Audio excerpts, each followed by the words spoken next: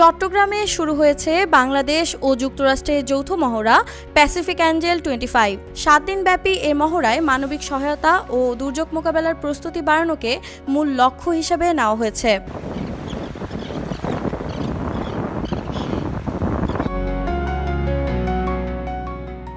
গত মঙ্গলবার চট্টগ্রামের জহুরুল হক সেনানিবাসে মহড়াটি পর্যবেক্ষণ করেন ঢাকায় যুক্তরাষ্ট্র দূতাবাসের charge de affaires Tracey Ann Jacobson. এতে অংশ নিয়েছে বাংলাদেশ বিমান বাহিনীর 90 জন সদস্য, যুক্তরাষ্ট্রের 92 জন সদস্য, শ্রীলঙ্কার 2 জন চিকিৎসাকর্মী এবং আঞ্চলিক সহযোগী অংশীদারিরা। এক্সট্রিম মশার কয়েল প্ল্যান্ট ফাইবার দিয়ে তৈরি, ডেঙ্গু, চিকুনগুনিয়া বাহি সহ যে কোনো মশার বিরুদ্ধে দেয় এক্সট্রিম সুরক্ষা।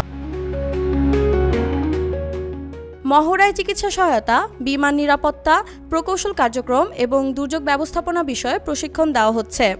বাস্তবসম্মত সংকটের অনুকরণে করা এই মহড়া অংশীদার দেশগুলোর দ্রুত ও কার্যকর প্রতিক্রিয়া জানানোর সক্ষমতা বৃদ্ধি করবে।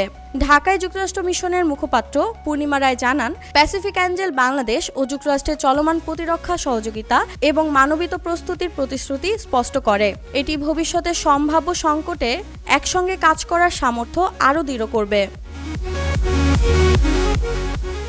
এ ধরনের মহড়া শুধু প্রাকৃতিক দুর্যোগ মোকাবেলার দক্ষতাই বাড়ায় না, বরং আঞ্চলিক সহযোগিতা ও সহনশীলতা উন্নত করে।